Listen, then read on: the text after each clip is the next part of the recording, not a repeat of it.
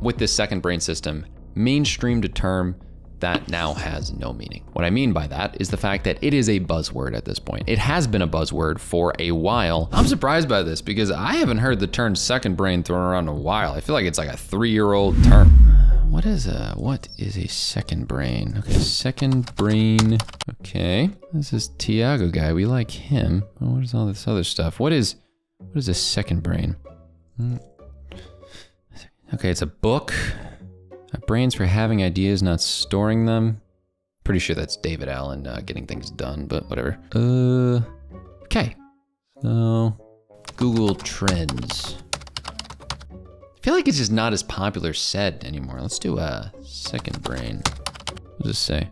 The last 5 years. Okay, it's a little bit more than before, but I'm surprised by this because I haven't heard the term second brain thrown around in a while. I feel like it's like a 3-year-old term. Everyone's been throwing around the term second brain for a couple of years now. And I feel like it's a little bit of a dead term in comparison to something else I wanted to talk about. Now, if you don't know what a second brain system is, it's essentially a methodology flagshipped and created by Thiago Forte, who has a great YouTube channel. He's an author and is really cool. What he's able to do with this second brain system has been pretty awesome. He has mainstreamed a term that now has no meaning. What I mean by that is the fact that it is a buzzword at this point. It has been a buzzword for a while, and I think more and more it just ends up becoming something that, you know, doesn't really have anything to do with like the actual second brain system. You know, like there's an entire book on this. There's many sections of the book, I feel like, that are never talked about in YouTube videos. And my thought on this is that just as the world of the second brain has become a buzzword, I feel like there are even more things that are becoming buzzworded day after day after day after day in our society.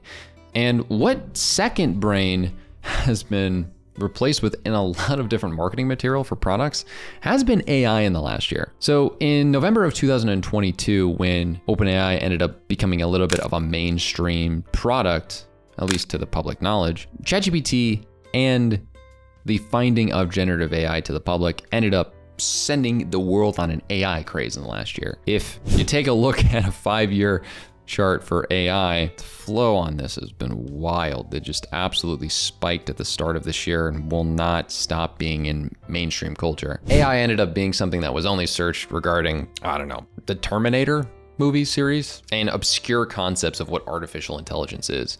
Because I truly do not understand how like large language models and generative text processing has just become muddled down with the term AI at this point. Similar to the second brain system, you say the word AI and it could mean anything. It could mean DALL-E 2. It could mean Notion AI is a product that is markdown text oriented. Then you got Canva AI, which makes interesting images of things. You got ChatGPT, which has all of it kind of mixed together. You got Pictory, which has .ai at the end of it and essentially is a AI product for taking your videos and making them like a full-fledged video in minutes, right? Like it has automated B-roll inputs and stuff. I don't even know, honestly, what the term means anymore. There's 11 Labs. That was a huge product in the last year. Like it has an uncomfortably close sounding voice. They even just dropped speech to speech, which means create speech by combining the style and content of an audio you upload with a voice of your choice, right? So listen to this. If this doesn't sound like me, I don't know what does. It's gonna go from me talking to me talking. It's wild. When you wake up in the morning, tell yourself, the people I deal with today will be meddling, ungrateful, arrogant, dishonest, jealous, and surly. Yeah, so is that me or is that a robot? We don't know. What we do know is the fact that this term is the same thing for text AI as it is for video AI, as it is for audio AI, and I don't know what it means, and I don't know if anyone else does. And I feel like in the productivity app community, they just slapped AI on everything in the last year. Like, hey, code up, or switch from 3.0 to 4.0. Why? AI. What does the AI do? Stuff. But what specifically? Stuff different than other apps. How? Okay, I guess I gotta do some digging to figure it out.